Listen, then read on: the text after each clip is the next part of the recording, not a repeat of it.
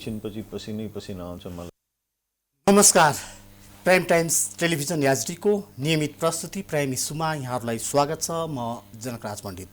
दर्शकहरू, हामीले प्राइम इस्युमा विशेष गरी विभिन्न राजनीतिक, सामाजिक, आर्थिक लगायतका विभिन्न विषयवस्तुहरू उठान गर्दै आइरहेका छौँ।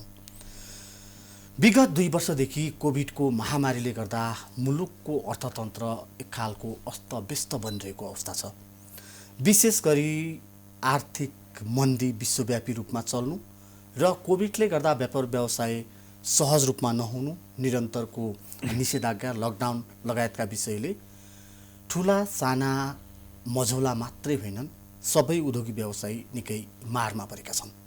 यसको प्रत्यक्ष र परोक्ष प्रभाव हामीले विगत 2 वर्षदेखि भोग्दै आइरहेका छौँ। तथापि आशा गरौँ हामी फेरि उठ्नेछौँ। हामी फेरि उठ्नु पनि जरुरी छ, किनकि सधैँभरि कोभिड देखाएर या नेपालको भनौँ न राजनीतिक लगायतका विविध कुराकानी र विषयवस्तुलाई देखाएर हाम्रो अर्थतन्त्र सुध्रिनेवाला छैन। त्यसैले आज हामीले विशेष गरी नेपालको एउटा प्रतिष्ठित व्यावसायिक घराना कल्याण ग्रुप, जो तपाईहरू सबैलाई जानकारी भएको विषय समेत हो, जसले नेपालका विभिन्न 17-18 वटा क्षेत्रमा आफ्नो व्यापार व्यवसाय विस्तार गरिरहेको छ। कृषि, पर्यटन, real estate, IT, energy, banking sector लगायतका थुप्रै क्षेत्रमा कहलिएको व्यापारिक समूह, व्यावसायिक समूह गोल्डेन ग्रुपका अध्यक्ष हुनुहुन्छ हामीसँग। त्यसै गरी उहाँ एनएबी बैंक सञ्चालक समितिका अध्यक्ष र बैंक तथा वित्तीय संस्था परिसङ्घ नेपालका समेत अध्यक्ष हुनुहुन्छ पवन गोल्डेन। हामीले आज स्टुडियोमा उहाँलाई आमन्त्रण गरेका छौँ। यहाँलाई स्वागत सर। धन्यवाद। यो प्रारम्भमै मैले जोड्न चाहेँ, हजुर, देशमा जसै सरकार परिवर्तन हुन्छ त्यसको प्रत्यक्ष मारमा यहाँहरू नि पर्नुहुन्छ। विशेष गरी अघिल्लो सरकारले बजेट ल्यायो, अब त्यो सरकारले, नयाँ सरकारले त्यो बजेट कार्यान्वयन गर्छ कि गर्दैन भन्ने अन्यलता सरकारभित्रै छ। हजुर, हैन? अर्को कुरो, जुन मौद्रिक नीति ल्याउने तयारीमा राष्ट्र बैङ्क रहेको थियो, हजुर, त्यो नीतिका लागि यहाँहरूले बारम्बार सुझाव पनि यहाँसँग मागिएको थियो, दिइसक्नु भएको छ। हजुर, व्यक्तिगत रूपमा पनि संस्थागत रूपमा पनि त्यो मौद्रिक नीति पनि अन्यलग्रस्त बन्यो। हजुर, के हो यसको वास्तविकता? एक्ज्याक्टली यस्तो त होइन। पक्कै पनि सायद सुन्नुभयो होला, प्राय सबै औद्योगिक व्यवसायहरूले यो बजेट धेरै राम्रो आयो भनेर स्वागत गरेका थिए। तर मैले चाहिँ ठिक उल्टो बोलेको थिएँ त्यो बेलामा पनि। किनभने यो बजेट आउँदाखेरि न त 2/3 जनता कृषिलाई नै समेटियो, कृषिको लागि अनुदान बढाएर कृषि हुनेवाला छैन। कृषिलाई जबसम्म आयातलाई महँगो बनाइँदैन र आयात प्रतिस्थापन गर्नको लागि हामी काम गर्दैनौँ, तबसम्म कृषिमा फड्को मार्न सक्दैनौँ। त्यस्तै निर्यातमुखी उद्योगको लागि खासै केही पनि आएन र सँगसँगै उत्पादनमुखी उद्योग र रोजगारीमूलक उद्योगहरूको लागि पनि कुनै खास व्यवस्था भएन। जबकि झन आयातलाई झन खुकुलो बनाइयो, 90-95 वटा आइटममा चाहिँ ड्युटी घटाइयो। यो कुरा मैले भनेको छु, बारम्बार भनेको छु।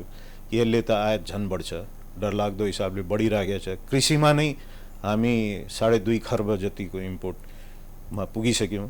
अब यो डरलाग्दो यो स्थितिले बढ्यो भने त हरेक वर्ष यति ठुलो मारमा पर्छौँ जुन हामी धान्नै सक्दैनौँ।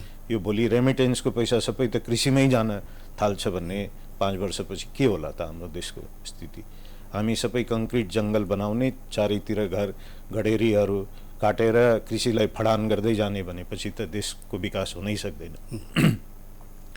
2/3 जनता बेरोजगार हुन्छन्, उनीहरू चाहिँ विदेश जान चाहिँ एकदमै बाध्य हुन्छन्। त यसैले यसलाई चाहिँ चेन्ज गर्नुपर्ने आवश्यकता नै छ। उद्योग र कृषिको हामी जहिले नै कुरा गर्छौँ। आउने सरकार सबैले नारा दिन्छ, अब चाहिँ गरेर देखाउनु पर्यो। यो नयाँ सरकार एउटा नयाँ जोसको साथमा आएको छ भने केही गरेर देखाउनु पर्यो, कुराले मात्रै काम भएन। भनेपछि यहाँले भन्न खोज्नु भएको यहाँको आशय, बजेट कार्यक्रम नीति योजना राम्रा भए पनि त्यसको कार्यान्वयन र व्यावहारिक पक्ष राम्रो भएन भन्ने हो?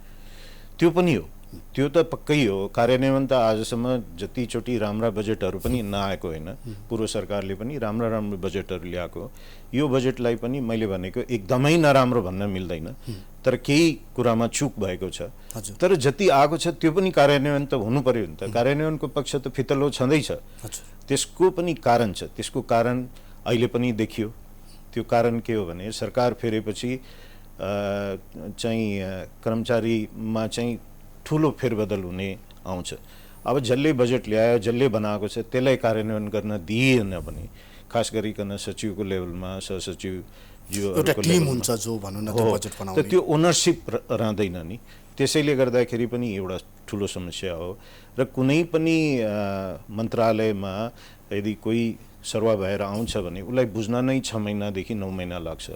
अनि काम गर्न थालेपछि चाहिँ तुरुन्तै सरुवा हुन्छ भने त्यो कहिले पनि ओनरसिप आउँदैन। एउटा सबभन्दा ठुलो समस्या त्यहाँनिर छ। र अर्को यो समस्या सबैलाई सर्वविदित छ कि यो चाहिँ पुरा रिपोर्टै नबनिसकेको, डिपिआर नभएको प्रोजेक्टहरू चाहिँ बजेटमा हालियो भने त्यो त कहिले पनि कार्यान्वयन हुँदैन। मैले यसैमा जोड्न खोजेँ, यहाँ स्वयं बैंक तथा वित्तीय संस्था परिसङ्घ नेपालको अध्यक्ष हुनुहुन्छ, त्यसै गरी एनएमबी बैंकको सञ्चालक समितिको अध्यक्ष समेत हुनुहुन्छ। हजुर, यो विशेष गरी कोभिडको मारमा देश पिल्सिरहेको त यहाँ हामी सबै अवगतै छौँ यो विषयमा। गत वर्ष पनि बजेटले समेट्न नसकेका केही विषयहरू, साना तथा मझौला उद्योगीहरूलाई समेटेर बैंकिङ भनौँ न मौद्रिक नीति मार्फत केही विषयवस्तुहरू, केही सफ्ट लोनका विषयहरू, कुराहरू आए। तथापि साना व्यवसायीहरूले भन्न यहाँहरूलाई नि लाउने गरेको एउटा आरोप के छ भने हामी जति धाए पनि सहज रूपमा बैंकले हामीलाई लोन दिएन, होइन? या यो हाम्रो कमजोरी हो, या त्यो मौद्रिक नीति ल्याउँदाखेरि त्यहाँ यस्ता अप्ठ्यारा कुलोहरू राखिए कि जो सीमित व्यापारीलाई मात्र फाइदा होस्, सानाको पहुँचै नहोस् भन्ने किसिमले राखियो भन्ने गुनासो छ नि त। यो त हामीले गत वर्ष मौद्रिक नीति हेर्ने हो भने र त्यसबाट लाभग्राही भएकाहरूलाई बुझ्ने हो भने नि स्पष्ट हुन्छ। यो चाहिँ किन भयो होला? एकदम सही कुरा सोध्नु भएको छ। हेर्नुहोस्, यसो छ, मेरो एक्सपर्टिज कुनै काम गर्नुमा छ भने त्यो मलाई भनियो भने म गर्न सक्छु। क वर्गको ब्याङ्कलाई जहाँ उसको शाखा नै छैन या जहाँ शाखा छ त्योभन्दा चाहिँ शाखा हुने ठाउँमा चाहिँ त्यस्तो लोन जानै सक्दैन। र गाउँमा आवश्यकता छ तर गाउँमा शाखाहरू क वर्गको खासै छैन। त त्यसले गर्दाखेरि क वर्गको ब्याङ्कलाई यदि यो भनियो भने 10-10 वटा कर्जा दिने सहुलियतपूर्ण त्यो पुऱ्यायो, त्यो ब्याङ्करले पुऱ्यायो। अब त्यतिले त पुगेन, देशको आवश्यकता त धेरै ठुलो, डिमान्ड धेरै छ। अब त्यो ब्याङ्करले के भन्न थाल्यो भने हाम्रो कोटा पुरा भयो, यो वर्षको लागि कोटा पुरा भयो। त यसैको लागि यसको एउटा मैले समस्या मात्रै दिने होइन, मैले सुझाव पनि दिनु पर्यो, त्यसको सोलुसन पनि दिनु। यहाँ अध्यक्ष हुनुहुन्छ हो, त सोलुसन यस्तो हुन्छ कि जुन ब्याङ्कले बढी गर्न सक्छ त्यसलाई चाहिँ राष्ट्र ब्याङ्कले अहिले आउने मौद्रिक नीतिबाट त्यसलाई केही न केही त्यसलाई चाहिँ प्रोत्साहन दिनु पर्यो, बढी प्रोत्साहन गरिदिनु पर्यो। 10 वटा प्रति शाखाबाट भनिएको छ समग्र रूपमा। जस्तै एनएमबीको कुरा गरौँ भने 200 ब्रान्च हाराहारीमा छन् भने 2000 कर्जा गर्नुपर्छ भने यदि 3000 पुर्याएको छ भने त्यसलाई अरूतिरबाट प्रोत्साहन गरिदिनु पर्यो। त्यो गरेको खण्डमा चाहिँ अनि ब्याङ्कले पनि केही फाइदा हुन्छ। होइन भने यो सहुलियतपूर्ण कर्जा दिँदाखेरि ब्याङ्कलाई फाइदा छैन, क वर्गको ब्याङ्कलाई छैन। त्यसैले हामीले अर्को पनि एउटा सुझाव के दिएको छौँ भने यसको लागि क वर्गले गर्न सकेन भने ख होस्, ग होस् अथवा माइक्रो फाइनेन्सले गरोस् अथवा सहकारीले गरोस्, उहाँहरूको मार्फत चाहिँ ब्याङ्कले चाहिँ गराउन दिनु पर्यो। त्यो ब्याङ्कको बुक्समा आउने, उनीहरूलाई चाहिँ आफ्नो एजेन्ट बनाएर भए पनि त्यो कर्जा चाहिँ प्रवाह गर्न दिनु पर्यो। हजुर, त्यो गर्दाखेरि पनि एउटा पेनिट्रेसन हुन्छ। तर यसले चाहिँ पुरै प्रब्लम चाहिँ सल्भ हुँदैन। एकै वर्षमा हामीले आज यो बाँझो खेत छ यसलाई चाहिँ हरियो भरियो तुरुन्तै बनाउँछौँ, आज 15 दिनमा बनाउँछौँ भन्ने जस्तै कुरा भयो। यो त यो यति बढी डिमान्ड छ, त्यसले चाहिँ तर यसको प्रोसिडर प्रक्रिया नै निकै लम्बेतान रहेको भन्न व्यवसायीहरूले डकुमेन्टेसन नै पुर्याउन गाह्रो भएको भन्ने आरोप मैले कुरा गरिराखेको छु। अहिले सहुलियतपूर्ण कर्जाको, हजुर, म त्यसकै बिना धितोको सहुलियतपूर्ण कर्जा 10 लाख पुरुषहरूको लागि, 15 लाख महिलाहरूको लागि। त्यसमा चाहिँ लम्बेतान छैन। हेर्नुहोस्, त्यसमा अहिले पहिला सुरुमा आउँदाखेरि 2 वर्ष अगाडि आउँदाखेरि त्यसमा अलि प्रोसिजरल समस्याहरू थियो, तर अब चाहिँ छैन त्यसमा, त्यो पछि समाधान भइसकेको अवस्था छ। तर तपाईँले भनेको कुरा ठिक हो, म यहाँ पनि कुरा राख्न चाहन्छु। मलाई बैंक तथा वित्तीय संस्था परिसङ्घको अध्यक्षको नाताले मात्रै होइन, म चाहिँ एउटा आफै कृषक र एउटा उद्यमी र जुत्ता लाउने मान्छेलाई कहाँ कोच्छ भन्ने थाहा हुन्छ। त्यो हिसाबले चाहिँ म भन्न के चाहन्छु भने आज साना उद्यमीले धितो कहाँबाट ल्याउँछ? परियोजना बाहेक अरू धितो राख्नु पर्यो भने कहाँबाट ल्याउँछ? यदि कृषि प्रशोधन उद्योग गरिराखेको छ, यदि कुनै उद्योग गरेको छ भने 15 लाख बिना धितो त दियो, तर 50 लाख लिन आयो भने अर्को धितो खोज्छ ब्याङ्कले, किनभने त्यस्तै प्रावधान छ। अब अहिले आउने मौद्रिक नीतिले यदि महिलाहरूले उद्योग लगाउँदैछ र त्यो उद्योगको परियोजनालाई नै राखेर धितो राखेर कर्जा चाहिँ बिना अर्को धितो राखेर कर्जा दिनुपर्छ भन्ने चाहिँ अवधारणा आउनु पर्यो।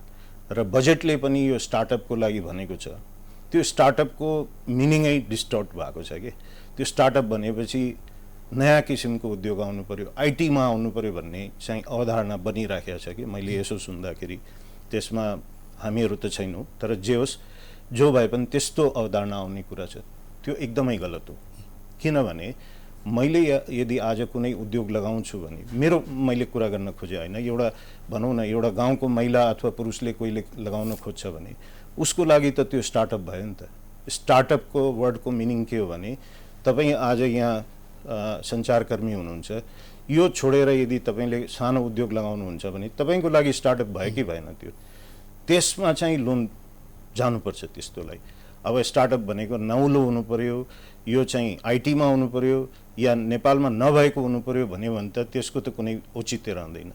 त्यसको लागि जुन म्याचिङ फन्ड 1 अरबको घोषणा भएको छ बजेटमा, त्यो चाहिँ यस्ता उद्योगहरूको लागि 50 लाखसम्मको कर्जा दिनको लागि युज भयो भने या अब आउने बजेट अब आयो भने त्यसको लागि अर्को एउटा म्याचिङ फन्ड बनाउनुपर्छ जसले ब्याङ्कले लोन देओस्। ब्याङ्कको पैसा डुबाउनु भएन। हेर्नुहोस्, यो पनि त्यति नै आवश्यक छ, किनभने त्यो पनि जनताकै पैसा हो, त्यो ब्याङ्कको आफ्नो पैसा त होइन। तर यसो छ नि अध्यक्षज्यू, बैङ्कहरूले यो एकातिर कोभिडको महामारी छ, सबैलाई थाहा भएको कुरा हो, हजुर, अर्कोतिर आफूले लिँदा चाहिँ ब्याज महँगो लिने, जम्माकर्तालाई दिँदा चाहिँ प्रत्येक वर्ष सस्तै छ, 9-10% भएको ब्याज दर बचतकर्ताको अहिले त 6.5, 6, 7 को हाराहारीमा पुगिसक्यो। यो चाहिँ किन फेरि यो द्वैत नीति? यो हेर्नुहोस्, यसो छ, यो डिमान्ड एन्ड सप्लाईले हुन्छ। यो के हो भने ओपन मार्केटमा डिमान्ड र सप्लाई, तर इक्युलेसन गर्न सकिँदैन र भने? इक्युलेसन छ नि त। आज हरेक कुरामा राष्ट्र ब्याङ्कले नीति ल्याएकै छ कि तपाईँले बेस रेट भनेको कस्ट हो ब्याङ्कको, त्यसमा सबै किसिमको कस्ट जोडिएको छ, कस्ट थपेकै छ। अब कोभिडले गर्दा पनि धेरै कस्ट थपिएको छ, यो सर्वविदित कुरा हो, मैले यसलाई व्याख्या गरेर राख्नु परेन। कर्मचारी कम गर्न नपाउने, खाइपाएको तलब घटाउन नपाउने, वर्क फ्रम होम गर्दाखेरि पनि र केही सुविधाहरू दिँदा त्यसमा चाहिँ लाग्ने खर्चहरू बढेको छ। त त्यसैले गर्दाखेरि एकातिर खर्च बढ्यो, अर्कोतिर जे होस् बेस रेटमा जोडेर यति % भन्दा जोड्न पाउँदैन भन्ने छ, स्प्रेड दर छ, तपाईँको कस्ट अफ फन्ड भन्दा यति 3.5% भन्दा बढी जोड्न पाउँदैन भन्ने पनि छ। त सबै कुरा जोड 4.4%, 3.5% अर्को क्यालकुलेसनले हो, तर त्यो अलरेडी छ।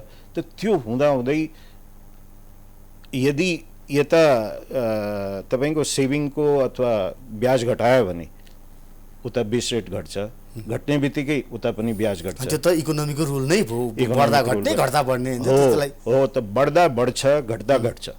त यसैले यसलाई चाहिँ यो यता घटायो र उता घटाएको छैन भन्ने होइन।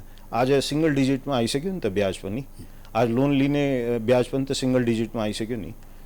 मलाई लाग्छ अहिले त प्राय सबैमा कुनैमा पनि 10% भन्दा बढी ब्याज छैन। इभन अटो लोनमा छैन, तपाईँको घरको लोनमा छैन, या कुनै पनि लोन लिँदाखेरि क ख ग वर्गको ब्याङ्क, गको त अलि बढी हुनसक्छ, तर क र खको चाहिँ प्राय जसो 10 भित्रै छ। तर छ नि सर, यसैमा मैले जोड्न चाहेको, फेरि यो वर्ष सरकारले अर्को नयाँ योजना ल्याएको छ। हजुर, युवा उद्यमीहरूलाई बिना धितो 25 लाखसम्म लोन दिन सकिने, त्यही मैले अघि जुन कुरो अघि यहाँले अलिकति जोड्नुभयो, मैले यो जोड्न चाहेको किन भनेपछि अहिले हामीले हेर्ने हो भने कोभिडकै मारको बिचमा पनि अधिकांश, विशेष गरी हाम्रो एउटा परम्परा छ पेपरमा विज्ञापन निकाल्नुपर्ने।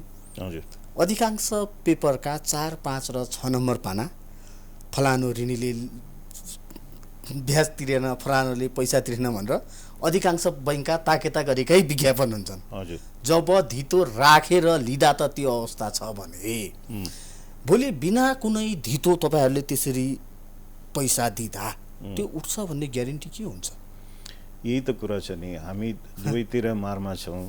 हामीलाई यताबाट पनि ठोकेको छ, उताबाट पनि ठोकेको छ। हेर्नुहोस्, किनभने म आफै व्यवसायी त होइन, म उद्योगी हो, उद्योगी र किसान हो। तर हामीले पनि भन्छौँ ब्याज सस्तो हुनुपर्छ। अर्कोतिर चाहिँ यो पनि हो कि ब्याङ्कको पैसा डुब्यो भने खोरमा जानुपर्छ, होइन? अनि त्यसैले यो कुरा एकदम सही हो। यसमा चाहिँ गर्नुपर्ने के हो भने त्यसैले एउटा चाहिँ मैले अघि भने नि म्याचिङ फन्ड भनेको त्यही हो कि सरकारले एउटा जुन अहिले जसरी बिना धितो यो सहुलियतपूर्ण कर्जाको पोलिसी ल्यायो नि, त्यस्तै पोलिसी ल्याउनुपर्छ। एकातिर ब्याङ्कको पैसा डुब्नु भएन। त्यसको लागि के हो भने सबभन्दा राम्रो उपाय के हुन्छ भने स्थानीय तहको सरकारले, यसमा चाहिँ सरकार भनेको मैले सङ्घीय सरकारलाई भने होइन, स्थानीय तहको सरकारले आफ्नो परिवार, आफ्नो गाउँको सबै मान्छेलाई त चिनेको हुन्छ। हेर्नुहोस् त, त्यो उहाँहरूले यदि तिरेन भने त्यहाँ त सबै कुरा रोकिन्छ। भोलि उसको जन्म मृत्युदेखि लिएर यावत सबै कुरो रोकिन्छ। त्यसैले त्यहाँदेखि उसलाई डर पर्छ। त्यो संरचना अहिले धेरै नगरपालिकाले, चङ्गुनारायण नगरपालिकाले अस्ति मात्रै भर्खर गऱ्यो, म पनि गएको थिएँ त्यो प्रोग्राममा। नेपाल ब्याङ्कसँग जोडिएर 300 जनालाई कर्जा दिने, त्यसको चाहिँ ग्यारेन्टी चाहिँ चङ्गुनारायण नगरपालिकाले लियो र त्यो चाहिँ अब आफ्नो जनतालाई त आफूले चिनेको हुन्छ। त्यही कुरा त्यो संरचनामा गयो भने न कर्जा डुब्छ। अब 2-4 वटा कर्जा त डुब्छ नि त, मान्छे नै डुब्यो भने त कर्जा पनि डुब्छ। हेर्नुहोस्, त्यसमा त यो त आधी % 1% कर्जा त डुब्छ नि। त्यो त ब्याङ्कले पनि सोचेकै हुन्छ। तर 5% 10% डुब्न थाल्यो भने त ब्याङ्कै डुब्छ नि त। मान्छे अध्यक्ष, म अलिकति प्रसङ्ग परिवर्तन गर्न चाहेँ। यहाँले एसएलसी दिनुभयो 16 वर्षको उमेरमा। हजुर, शाह इन्डस्ट्रीमा काम प्रारम्भ गर्नु, शाह उद्योगमा। हजुर, है। हजुर, त्यसपछि 22 वर्षको हुँदा यहाँले फुलफेज रूपमा काम गर्न थाल्नुभयो। हजुर, त्यो अनुभव अलिकति हाम्रो आम दर्शकलाई बताइदिनु न।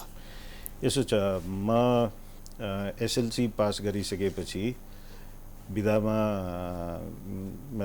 त्यसपछि तपाईँ महेन्द्र मोरङ क्याम्पसबाट तपाईँले बिकमसम्म गर्नु? हजुर।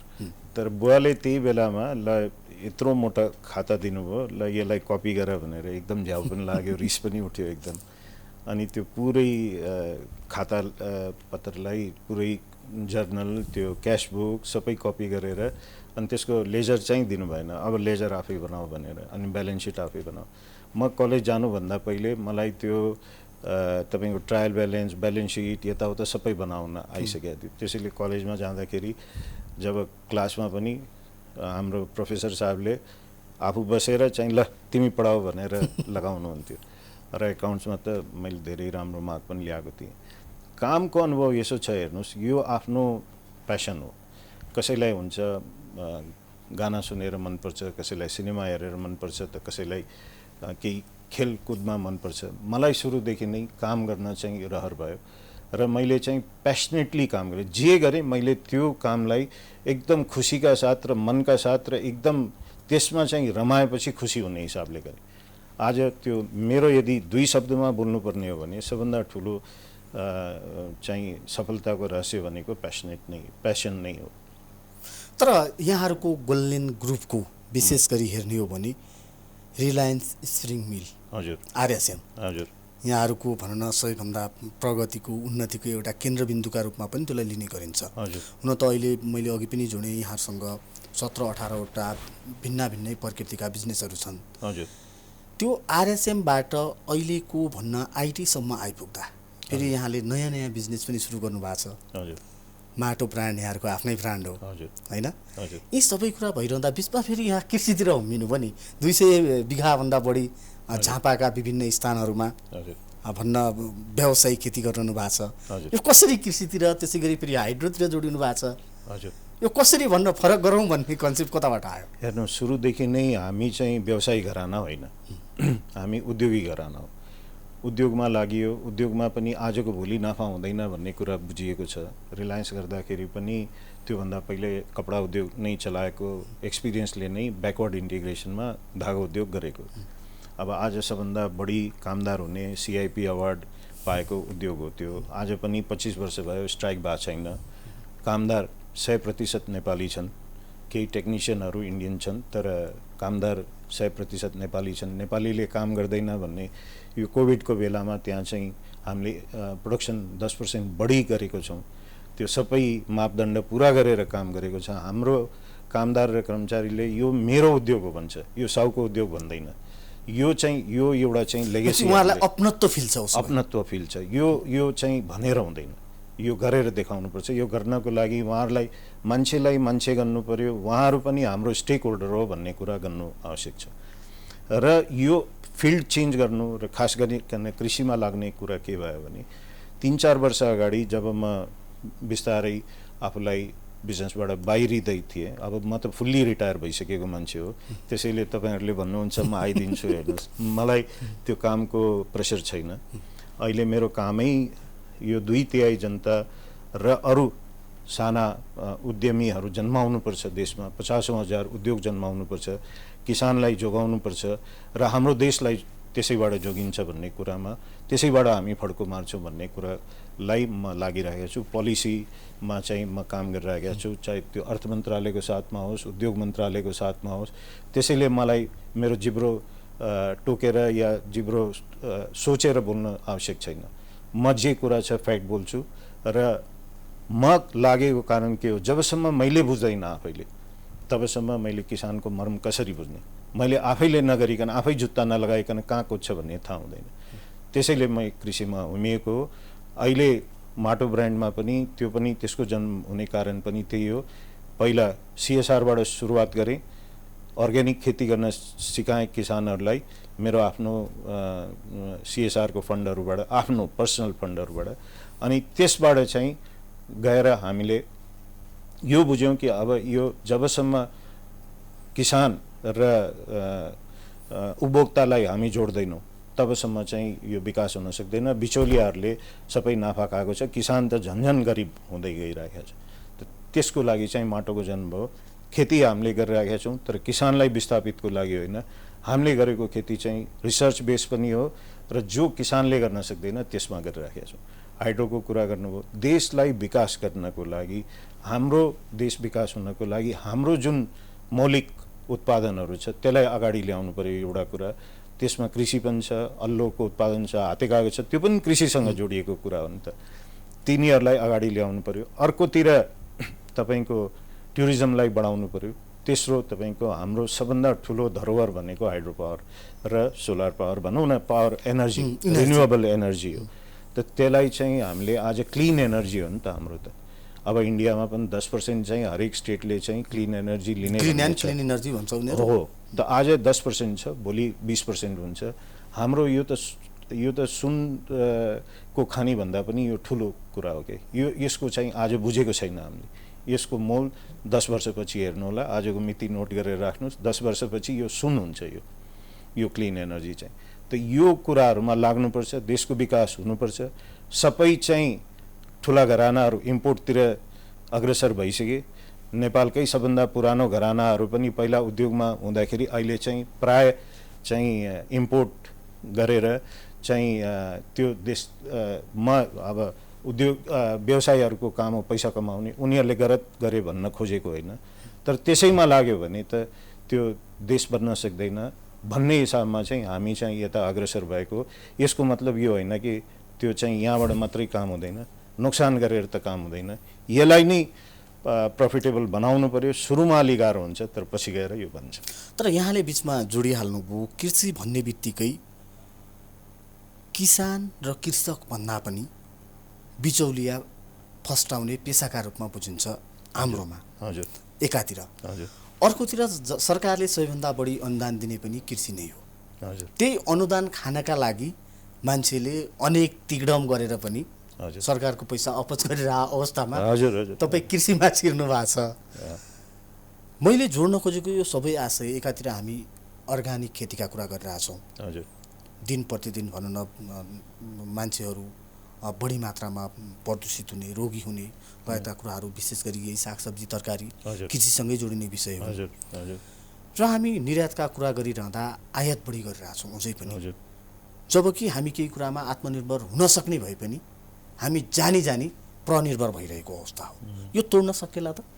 एकदमै तोड्न सकिन्छ। सबभन्दा पहिले त म के क्लियर गर्न चाहन्छु भने मलाई धेरै चाहिँ यो तपाईँलाई यो चाहिँ अनुदानहरू दिन्छौँ भनेर जहाँ पनि लबी गर्न जाँदाखेरि तपाईँ अनुदान लिनुहोस्, तपाईँले राम्रो काम गर्नुभएको छ, चाहे त्यो प्रदेश सरकारले होस्, चाहे स्थानीय सरकारले होस्, चाहे सङ्घीय सरकारले होस्। तर मैले जहिले नि हात जोडेको छु, मलाई एक पैसा पनि चाहिँदैन, म सक्षम छु, मलाई होइन आम किसान, साना किसान जसको आवश्यकता छ उसलाई दिनुहोस्, त्यसलाई दिउँ। यो पहुँचवालालाई दिएर मेरो आवाज ठुलो छ, म त उहाँहरूको भोइस बन्न खोजिरहेको छु भने मलाई नै दिनुभयो भने त मेरो आँखा निहुरिन्छ। र अर्को कुरा, जुन प्यासनले, जुन म लगनले आज काम गरिरहेको छु त्यो मेरो हराउँछ। किनभने पैसा सित्तैमा पायो भने हाम्रो बानी हो, भोग्न लागेको भए हामी कसैले पनि काम गर्ने थिएन। यो त कोरोनाले पनि देखायो। हामी आज कोरोना कालमा पनि यत्रो रिस्क लिएर पनि काम त गरिराखेका छौँ नि त। काम बन्द गरेनौँ नि त, कसैले पनि काम केही दिन गऱ्यौँ त्यो आफ्नो ठाउँमा छ, तर काम बन्द गरेर त हुँदो रहन्छ भन्ने कुरा त यसले पनि देखायो नि त। भोकै नलागेको भए, हाम्रो आवश्यकता नभए हामी त घरभित्रै हुन्थ्यौँ अहिले, होइन? त त्यसैले यो अनुदानहरू पहुँचवालालाई मात्रै गइरहेको छ, यो बिचौलियालाई गएको छ, वास्तवमा किसानसम्म पुगेको छैन। नाउँको लागि 2-4वटा किसानलाई पुगेको छ, होइन भने जसको पहुँच छ, चाहे त्यो पोलिटिकल पहुँच होस्, चाहे त्यो अरू किसिमको पहुँच होस्, तिनीहरूलाई गएको छ। त्यसैले मेरो त भनाइ यही हो, अनुदानले देशको विकास हुँदैन। मैले सुरुमा पनि भने यो के हो भने संरचना बनाएर किसानलाई बिउ र अरू इनपुट कस्टमा चाहिँ सस्तो बनाउनुपर्छ र उसको सामान बेच्ने चाहिँ एउटा मेकानिजम बन्नुपर्छ र इम्पोर्टलाई महँगो बनाउनु पर्यो। किनभने अरू देशहरूले, हाम्रो छिमेकी मुलुकहरूले ठुलो अनुदान दिँदैछ कृषिमा, त्यो भनेको एक्सपोर्टमा अनुदान दिँदैछ। हामीले पनि एक्सपोर्टमा अनुदान दिउँ न, हामीले इनपुट कस्ट किसानको घटाइदिउँ र अरू देशले गर्न सक्छ, बङ्गलादेशले गर्न सक्छ, जापानले गर्न सक्छ, इन्डियाले गर्न सक्छ, चाइनाले गर्न सक्छ, हामीले आफ्नो किसानलाई नजोगाउने पोलिसी ल्याएर के हुन्छ भन्नुहोस्। हस् अध्यक्षज्यू, यहाँसम्म आइदिनु भयो, हाम्रा जिज्ञासाहरू स्पष्ट रूपमा प्रश्न पारिदिनु, यहाँलाई धेरै धेरै धन्यवाद। यहाँको समय र विचारका लागि धेरै धन्यवाद।